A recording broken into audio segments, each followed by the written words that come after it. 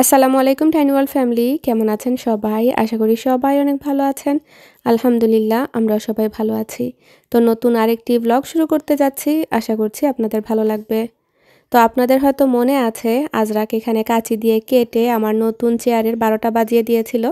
আর আমি কিন্তু এই প্যাচটা আজ অনেক দিন ধরে কিনে এনেছি, কিন্তু আলসেমি করে লাগাচ্ছি করে আর লাগাইনি। এটা কিন্তু লাগানি খুবই সহজ, আর আমার কথা আজকে আটকাচ্ছে। তো লাগানোটা খুবই সহজ। তো যেটা আমি করেছি কি, জাস্ট প্যাচগুলো এভাবে প্রেস করে ইস্ত্রি বা আয়রন দিয়ে জাস্ট ঘষে দিলেই হয়ে যায়। পেছন দিকে গ্লু লাগানো থাকে, জাস্ট আপনি ওই হিটের মাধ্যমে আর কি লেগে যায়। তো এইভাবে যাদের ঘরে সোফা বা লেদারের জন্য এরকম পিস বা অন্যান্য কোনো জায়গায় এরকম যদি একটু টোটাফাটা থাকে, তাহলে ধরনের প্যাচ দিয়ে কিন্তু ইজিলি এইটা রিপেয়ার করে নিতে পারেন। আমি ডেসক্রিপশন বক্সে লিঙ্ক দিয়ে দিব। খুবই অল্প দাম, প্রত্যেকটা কালারে মনে হয় পুরো একটা সেট আমি কিনেছি। তো যাই হোক, এখানে কিন্তু আলডিতে আজকে সকাল সকাল বাজার অর্ডার করেছিলাম, তো সবগুলো বাজার চলে এসেছে। মাশাল্লাহ, আমার আদিয়ান অনেক হেল্প করে, তো ও দৌড়ে দৌড়ে আমার বাজারগুলো এনে দিয়েছে। তো যেগুলো ফ্রোজেন ছিল সব কিছুই আমি রেগুলার ডিপ ফ্রিজে রেখে দিয়েছি। তারপরে রেগুলার ফ্রিজেরগুলো একটু লাইন ধরে রেখেছি এখানে। আর এই স্ন্যাক্সগুলো নিয়ে এসেছি বাচ্চাদের জন্য, বা হঠাৎ করে খিদা লাগলে আমিও একটা দুইটা খাবো। আর মেইন হচ্ছে কালকে আমার বাসায় মেহমান আসবেন, তো সেই উসিলায় আর কি একটু বাজার সদাই, আর উইকলি তো বাজার লাগেই। আর এখানে টিমু থেকে আমি পিয়ার পেয়েছি, এখনও পিয়ারের বক্সগুলো ওপেন করিনি। তবে এইটা আমার খুব এক্সাইটেড লাগছিল, কারণ আমার আগেও আপনাদের মনে আছে যে এলইডি লাইট লাগানো ছিল, পরে তো কিচেনে কাজ করালাম, দেন ওইগুলো খুলে আর আগেরগুলো লাগানো হয়নি, কারণ যেহেতু গ্লু দিয়ে লাগানো থাকে, সো একবার খুলে ফেললে গ্লুগুলো আর এত বেশি ইয়ে হয় না। তো রাহিও এসেছিল, এসে আমাকে অল্প একটু লাগিয়ে তারপরে চলে গিয়েছে। তো আমরা কিন্তু এটা সন্ধ্যার বেলা বের হয়ে পড়েছি, 6 o'clock বাজে এরকম। বাইরে কিন্তু প্রচণ্ড ঠান্ডা। আর আদিয়ানের বাবার আজকে বিজনেসের থ্রুতে একটা হলিডে পার্টি ছিল। তো ওর কাজের থ্রুতে যে পার্টিগুলো থাকে ওইগুলো অনেক বড় বড় পার্টি থাকে, ওর কর্পোরেট পার্টিগুলো এত সুন্দর করে ওরা করে, বাট আনফর্চুনেটলি বাচ্চাদের পারমিশন থাকে না। তো এই জন্য দেখা যায় আমি বাচ্চাদেরকে কার কাছে রেখে যাব, আমার যাওয়া হয় না, বাট ও যায়। আর এটাতে আবার হচ্ছে, এটা তো বিজনেসের থ্রুতে, এটা প্রাইভেট একটা পার্টি, তো এখানে আবার ফ্যামিলিকে নিয়ে যাওয়ার জন্য বলেছে। তো আমরা চলে এসেছি, এসে আমার খুবই ভালো লাগছিল টি স্টেশনটা দেখে। আমার কাছে যেই পার্টিতে গেলে দেখা যায় যে টির সেকশন একটা রেডি থাকে, সেটা আমি দেখে খুশি হয়ে যাই। আসলে বাঙালি বলেন, দেশের বাইরে সবাই বলেন, না সবাই আসলে হোস্টিং জিনিসটা মনে হয় সবার মধ্যেই থাকে মোটামুটি। তো এসে আমরা চাটা খেয়ে একটু গরম হলাম আর কি। আর সবাই কিন্তু এখানে হোয়াইট এলিফ্যান্ট নামে একটা গেম খেলবে, যেটা কিনা ওদের ইনভাইটেশন কার্ডের মধ্যেই ছিল। তো একটা একটা করে গিফট নিয়ে এসেছে। তো আমাদের আসলে প্ল্যান নেই যে এটাতে পার্টিসিপেট করার, কারণ বাসায় চলে যেতে হবে, এত লম্বা সময় বসবো না, তো এই জন্য আমরা আর আনিনি। এটা হচ্ছে জাস্ট আপনি একটা র্যান্ডম গিফট আনবেন, আর অন্য কেউ একটা গিফট নিয়ে আসবে, আর তারপরে হচ্ছে আপনার এটা এক্সচেঞ্জ করা হবে, এটা গেমের মতো আর কি। দেন যার ভাগ্যে যেটা পড়ে আর কি, খুবই ফান হয় এগুলো। তো ফালাক আজরাকের তো আজকে খুশি সীমা নেই। আমি তো প্রথমে আসতে চাইনি, পরে আদিয়ানের বাবা বললো চলো, ভাল লাগবে। আমি বললাম যে আচ্ছা ঠিক আছে যাই। আর অনেক খাবার দাবারও ছিল, আর বাচ্চাদের জন্য বেলুন টুইস্টিং, তারপরে ছিল হচ্ছে ম্যাজিক ছিল, তারপরে অন্যান্য গেমস ছিল, যেটা কিনা খুবই এনজয় করেছে। আর আমার আজরাকের কি বলবো, সব বাচ্চারা তো লাইন ধরে বসেছে প্রত্যেকটা জিনিসে পার্টিসিপেট করার জন্য, শুধু মি মি মি করে হাত তুলে, যেইটাই বলে মি মি মি। পরে একটা পর্যায়ে লোকটা বিরক্ত হয়ে বলছিল, I know you are interested, let everybody have little bit chance. তো বলে বসিয়ে দিয়েছে, সবগুলোতেই ও হাত তুলে ও যাবে। মজা লাগছিল ব্যাপারটা। ফালাকও সেম থিং, ওরা শাই না, মাশাল্লাহ, দেখা যায় যে পার্টিসিপেট করতে চায়। I'm going to do my impression. I do some impressions. I'll do my impression of Jay Leno. He was singing. But I tell people, ladies and gentlemen. Oh, tell them.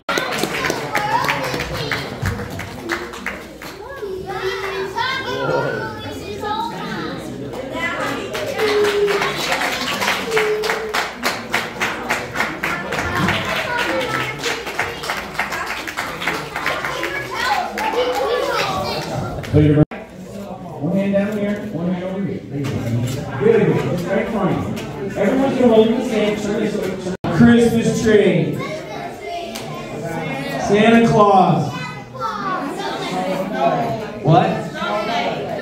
snowflake. Snowman. Sir, would you mind helping me because you're painting? I hear you. I need you to help me. You're gonna stand here. I'm gonna give you a card to hold, and I need you to keep it secret from everybody. So can you stand right here? What is your name? Percy. What do you do at the company? Social worker. Give him a big round of applause, everybody. Yay. Everybody, just hold your card still. Percy, let me get a card. Look that way, and I want you to close your eyes because I don't want you to see it. Step back a little. That guy's cheating there. He's looking. He's going to hold the card.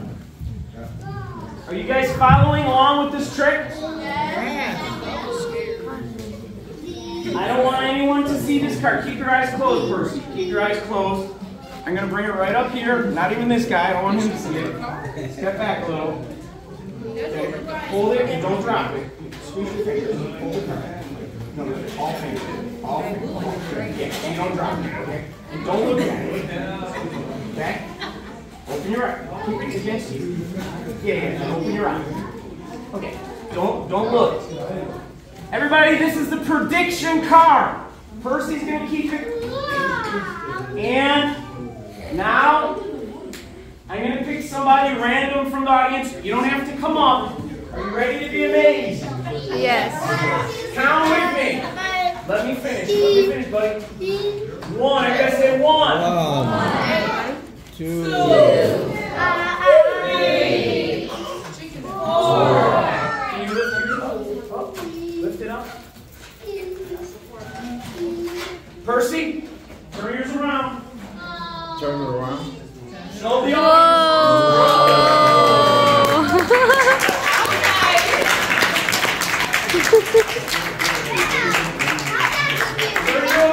Everybody! Yay! I said, do you feel anything behind your ears? Do you feel anything behind your... What is this guy's name, by the way? What's his name? Azrak. Do you have a short version for me, please? Oh, look at that, guys. I got it. Come on now, clap your hands. Here it is. I'll put it in my pocket. It's in my pocket. 6. Pick up 6. Okay, we're going to put this right in your hand. Close it up. Close it up. Let me get this wand. Now, kids, I like to do these sound effects. So when I touch your hand, I want everyone to just go. When I touch your hand. Ready? Set. I didn't touch your hand yet. Okay, ready? Here we go. Ready? Open.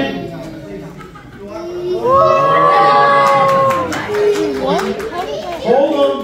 Let me count them. 1. আমার ছোটবেলার কথা মনে পড়ে গেল। সিলেটে শিশু পার্কে একটা কর্নারে ছিল ম্যাজিক দেখানো হতো কয়েক ঘন্টা পর পর। তো ওইখানে এরকম ম্যাজিক দেখানো হতো। তো যাই হোক, বাচ্চাদের ফান হয়েছে, এটাই সবথেকে বড় জিনিস। আর আই এম গ্ল্যাড যে এখানে আজকে এসেছি ওদেরকে নিয়ে। নয়তোবা আমি দেখা যেত ঘরের মধ্যে কাজকর্ম নিয়েই বিজি আছি। আর আজকে কিন্তু আমাদের আরেকটা দাওয়াতও ছিল। আমার আরেকটা ছোট বোন দাওয়াত করেছিল আল শাহি রেস্টুরেন্টে। তো ওইখানে আর যাওয়া হয়নি। আমার এইরকমই হয়, দেখা যায় দাওয়াত পড়ে না, সময় পড়ে না, আর যখনই পড়ে একসাথে 2টা পড়ে, তখন কোনটা রেখে কোনটাতে যাব। ভেবেছিলাম যে এইটাতে আর্লি শেষ করে ফেললে ওইখানে একটা চক্কর দিব, বাট পরে আর সময় সুযোগ করে হয়নি। প্লাস বাচ্চারাও ক্র্যাঙ্কি হয়ে গিয়েছিল। আর আমরা যেখানে গিয়েছিলাম এটা অনেক দূরে আসলে। তো এখন বাসায় চলে এসেছি, কাপড় চোপড় চেঞ্জ করে এখন পিঠা তৈরি করছি। আগামীকালকে যেহেতু গেস্ট আসবেন, ভাবলাম দুধ চিতই করব। এটা আমার জীবনে প্রথম করছি, যেহেতু আমার হাতে চিতই পিঠাটা এখন হয়। তো ভাবলাম একটু কনফিডেন্ট নিয়েই আমি না হয় দুধ চিতইটা ট্রাই করি। আমি মনে হয় 1বার না 2বার খেয়েছি, কিন্তু কখনো আমার বানানো পড়েনি। আর ওইভাবে আজকে কোনো রেসিপিও ফলো করিনি, একদম মন গড়া, জাস্ট আইডিয়ার উপরে। কারণ এগুলো আসলে আমরা যারা মোটামুটি রান্নাবান্না করি, দেখা যায় একটা আইডিয়া হয়ে যায়। তো আপনাদের সাথে কিন্তু চিতই পিঠার রেসিপি শেয়ার করেছি, তাই আর রেসিপিটা দিচ্ছি না। আমি ডেসক্রিপশন বক্সে লিঙ্ক দিয়ে রাখবো, যে আপুরা পিঠার রেসিপি চাচ্ছেন তারা একদম হুবহু আমার এই রেসিপিটা ফলো করলে ইনশাল্লাহ আমি গ্যারান্টি দিয়ে বলবো আপনারা নিরাশ হবেন না। আর মাশাল্লাহ, আমার ফেসবুকে আর টিকটকে 2 জায়গাতেই আমার এই চিতই পিঠার রেসিপি 1 মিলিয়ন হিট করেছে, যেটা কিনা আমার জন্য অনেক বড় পাওয়া। এই জীবনে প্রথম কোনো রেসিপি 1 মিলিয়ন হিট করলো। তো খুবই খুশি লাগছে। তো আপনারা কিন্তু এটা ফুল প্রুফ একটা রেসিপি ট্রাই করতে পারেন, মানে একদম হয়ে যাবে আর কি নিঃসন্দেহে। তো আমি একটা একটা করে পিঠাগুলো তুলছি। আর আরেকটা কমন প্রশ্ন যেটা পাই পিঠার সাজ নিয়ে বা ছাঁচ নিয়ে, তো এটা কিন্তু আমি আমাদের লোকাল গ্রোসারি শপ থেকে নিয়ে এসেছিলাম। এটার নাম হচ্ছে আল বারাকা আই বিলিভ। এখনও আছে কি না আমি শিওর না, তবে আপনারা আপনাদের আশেপাশে যে কোনো গ্রোসারি শপে একটা ফোন দিয়ে জিজ্ঞেস করবেন, তাহলে বুঝতে পারবেন ওনারা ক্যারি করে কিনা। মিশিগানের বাইরে অন্য স্টেটে যারা আছেন তাদের কথা বলছি, বা মিশিগানি যারা আছেন যেমন ইত্যাদি, তারপরে ডিসকাউন্ট গ্রোসারি। ডিসকাউন্ট থেকে আমি আগে বলেছি একটা কিনেছিলাম, বাট ওইটার শেপ আমার তেমন একটা ভালো লাগেনি, মানে কেমন ছোট ছোট আর কি। তো যাই হোক, এখানে হচ্ছে খেজুরি গুড় যেটা, সেটা আমি একটু টুকরা টুকরা করে কেটে অল্প একটু পানি দিয়ে বসিয়ে দিয়েছি, যাতে করে গুড়টা গলতে সাহায্য করে। আর দেখতে পাচ্ছেন গুড় কতটুকু, আমি অনেকগুলো পিঠা আজকে করেছি। আর দুধ মনে করেন পুরো 1 গ্যালনই এখানে দিয়ে দিয়েছি। দুধ বেশি একটা ঘন করব না, মনে করেন 2বার বলক দিয়ে 5-6 মিনিট জাল করেছে এইরকম। আর দুধটা অনবরত নাড়তে হবে, দেখা যায় নয়তো বা নিচের দিকে পুড়া লেগে যায়। আর এখানে ডিপের এই শ্রেডেড কোকোনাটটা দিয়ে দিচ্ছি। এই কোকোনাটটা অনেক মজার আর ফ্রেশ থাকে। তো আমি দেখা যায় যে একটু কাঁচা কাঁচা মুখে দিই, আমার খুবই ভালো লাগে। তো আমি নারিকেল এভাবে দেইনি, আমি মাইক্রোওয়েভ ওভেনে পুরা প্যাকেটটাই 1 মিনিটের জন্য ডিফ্রস্ট করেছি, তারপরে হচ্ছে আপনার দিয়ে দিচ্ছি। তো আমি একটু তুলে রেখেছি যাতে আমি এমনি এমনি খেতে পারি, আমার খুবই ভালো লাগে এরকম খেতে। তো দুধের মধ্যে দিয়ে দিলাম হচ্ছে নারিকেল আর হচ্ছে কয়েকটা এলাচি। এলাচির মুখগুলো আমি একটু ফাটিয়ে তারপরে দিয়ে দিয়েছি, এতে করে এলাচির একটা ফ্লেভার আসবে। আর এখানে হচ্ছে দুধ গুলে দিচ্ছি, পাউডার মিল্ক যেটা, সেটা আমি 1 কাপ নিয়েছি। 1 কাপ মিল্ককে আমি নর্মাল রুম টেম্পারেচার পানি দিয়ে একটু গুলে তারপরে দিচ্ছি, যাতে করে লাম্পস না হয়। কারণ এভাবে ডাইরেক্ট পাউডার দিয়ে দিলে অনেক সময় দেখা যায় যে লাম্পস হয়ে যায়। আর আমার কাছে পাউডার মিল্কের একটা সুন্দর ঘ্রাণ মানে পিঠার মধ্যে ভালো লাগে। আপনারা চাইলে যে ক্যানের যে ক্রিমগুলো পাওয়া যায়, ডানোর যে ক্রিমটা, সেটা ইউজ করতে পারেন। তার মধ্যে দিয়ে দিলাম 1 টেবিল চামচের মতো ঘি। এটা হচ্ছে আমি যে অনিল ঘোষের গাওয়া ঘি যেটা, সেটা এটা কিন্তু আমার ফেভারিট, আপনারা সবাই জানেন। আর অনেক আপুরা এটা দেখে এনে ফিডব্যাক দিয়েছেন যে আপনাদেরও এখন ফেভারিট হয়ে গিয়েছে। একটা সময় আমি এটা মানে ঘরে বানাতাম, বাট এটা ঘিগুলো, বাট এখন এইটা পাওয়ার পরে আমি আর ঘরে বানাই না, আমি এটা ইউজ করি। তো আমার গুড়গুলো কিন্তু গলে গিয়েছে, আর দেখতে পাচ্ছেন দুধটাও বলক চলে এসেছে। আর এখন গরম গুড়গুলো গরম দুধের মধ্যে মিক্স করে দিচ্ছি। তো অনেকেরই দেখেছি যে কমপ্লেইন থাকে দুধ ফেটে যায় ঘি কি বলে গরম গুড়টা ঢালার পরে। আলহামদুলিল্লাহ, আমি ওই ক্ষীরও করি বা পায়েসও করেছি, কখনো এরকম ফাটে না। যদি আপনি গুড়টাকে জাল করে গরম অবস্থায় দিয়ে দেন, তাহলে আপনার দুধের সাথে যে কোনো জিনিস যদি বানান ফাটবে না।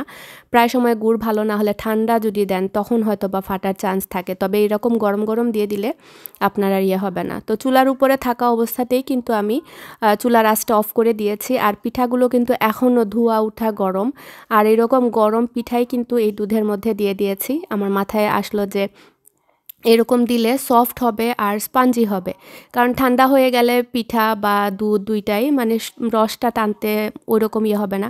আমি কিন্তু চুলার আঁচটা অফ রেখেই করেছি, কোনো আলাদা জাল করিনি, জাস্ট এইরকম রেখে দিব পুরো ওভারনাইট সোক করার জন্য। আর পরের দিন সকালে আমি রেগুলার ফ্রিজে একটা বাটিতে করে রেখে দিব, এতে করে আপনার পিঠা শক্ত হয়ে যাবে না। নর্মালি চিতই পিঠা করার পরের দিন সকালে দেখা যায় একটু শক্ত ভাব চলে আসে, এভাবে করে দেখবেন একটু শক্ত হবে না। তো আদিয়ানের বাবাকেও আজকে কাজে লাগিয়েছি, আমি বললাম যে চিকেনগুলো একটু আমাকে চামড়া ফেলে দেওয়ার জন্য।